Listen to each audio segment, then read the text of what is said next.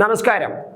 ലോക്സഭാ തിരഞ്ഞെടുപ്പ് ഈ അടുത്ത് എത്തിയിരിക്കുന്ന ഈ പശ്ചാത്തലത്തിൽ കേരളത്തിലെ കോൺഗ്രസിൽ നിന്നും ബി.ജെ.പിയിലേക്ക് ചോർച്ച ഉണ്ടാക്കുകയാണോ? അത്തരത്തിലുള്ള ചില വാർത്തകളാണ് ഇപ്പോൾ പുറത്തു വരുന്നത്.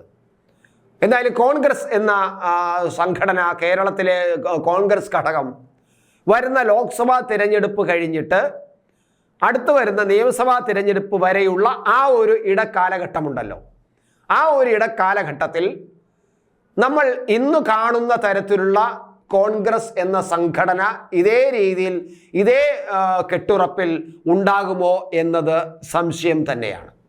അതിലേക്കുള്ള ചില വിരൽ ചൂണ്ടലുകളും ആണ് ഇപ്പോൾ വരുന്ന ചില വാർത്തകളിൽ നിന്ന് നമ്മൾ കാണുന്നത്. എന്തായാലും ബി.ജെ.പി കേരളത്തിൽ വളരെയധികം ശ്രദ്ധ കേന്ദ്രീകരിച്ചിരുന്നു. പഴയതുപോലെ ഉഴപ്പാൻ കേരളത്തിലെ ബി.ജെ.പി നേതാക്കളെ അനുവദിക്കില്ല.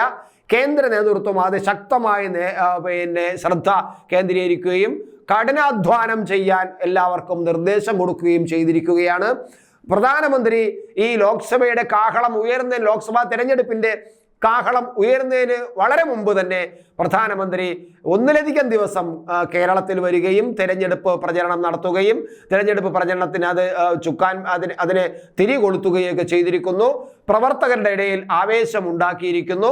അതെല്ലാം നമ്മൾ കാണുമ്പോൾ കേരളത്തിലെ കോൺഗ്രസ്സിന് ഇത് എത്രമാത്രം ഭീഷണിയാകും എന്നത് നമ്മൾ കാണേണ്ടതാണ്. അതാണ് ഞാൻ പറഞ്ഞത്.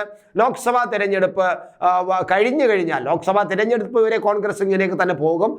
ലോക്സഭാ തിരഞ്ഞെടുപ്പ് കഴിഞ്ഞിട്ട് നിയമസഭാ തിരഞ്ഞെടുപ്പ് വരുന്നത് വരെയുള്ള ആ ഇടക്കാലഘട്ടത്തിൽ കോൺഗ്രസ്സിന് ചില ക്ഷതങ്ങൾ സംഭവിക്കാൻ സാധ്യതയുണ്ട് എന്ന് തന്നെയാണ് എൻ്റെ നിഗമനം. എന്തായാലും ഇപ്പോൾ ഞാൻ ഇത്തരം കാര്യങ്ങൾ പറഞ്ഞത് എന്തിനെന്ന് വെച്ചാൽ, കേരളത്തിലെ ഒരു പ്രധാനപ്പെട്ട നേതാവ്, കോൺഗ്രസ് നേതാവ്, അതും കാസർഗോഡ് നിന്നുള്ള KPCC അംഗം കെ നാരായണൻ എന്ന് പറയുന്ന കോൺഗ്രസ് നേതാവ് ഇപ്പോൾ ബി.ജെ.പിയിലേക്ക് പോകാൻ തീരുമാനിച്ചിരിക്കുന്നു. വരുന്ന 27-ാം തീയതി ബി.ജെ.പിയുടെ ദേശീയ പ്രസിഡന്റ് നദ്ദ വരുന്നുണ്ട്. അദ്ദേഹം കെ സുരേന്ദ്രന്റെ നേതൃത്വത്തിൽ ഒരു പദയാത്ര കേരളത്തിൽ തുടങ്ങുന്നുണ്ട്. അതിന്റെ ഉദ്ഘാടനം ചെയ്യാനാണ് വരുന്നത്. ആ ഉദ്ഘാടന യോഗത്തിൽ വെച്ച് ഈ KPCC നേതാവിന്, അതായത് ബി.ജെ.പിയിലേക്ക് വരുന്ന KPCC നേതാവിന് കെ നാരായണൻ എന്ന് പറയുന്ന അദ്ദേഹത്തിന് മെമ്പർഷിപ്പ് കൊടുക്കും. നഡ്ഡ തന്നെ നേരിട്ട് മെമ്പർഷിപ്പ് കൊടുക്കും എന്നൊക്കെയാണ് ഇപ്പോൾ വരുന്ന വാർത്തകൾ പുറത്തു വരുന്നത്. ഇദ്ദേഹം ഒരു സാധാരണ ഒരു കോൺഗ്രസ് നേതാവല്ല. കാസർഗോഡ് ഏറ്റവും പ്രധാനപ്പെട്ട ഒരു നേതാവാണ്, ഏറ്റവും ജനസമ്മതിയുള്ളതും ഉള്ള നേതാവാണ് എന്നാണ് ബി.ജെ.പിക്കാർ ഇപ്പോൾ അവകാശപ്പെടുന്നത്.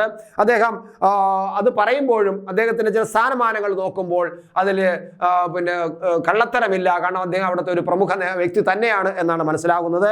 അദ്ദേഹം കോൺഗ്രസിൻ്റെ നേതൃത്വത്തിലുള്ള ഒരു Nileshwaram agriculture improvement cooperative society ഉണ്ട്, അതിൻ്റെ പ്രസിഡന്റാണ് ഈ കെ നാരായണൻ.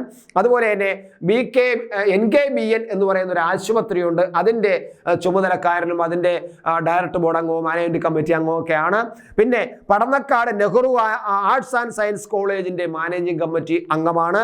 പിന്നെ DCC ജനറൽ സെക്രട്ടറി ആയിരുന്നു, കുറേ കാലം കാസർഗോഡത്തെ DCCയുടെ ജനറൽ സെക്രട്ടറി ആയിരുന്നു.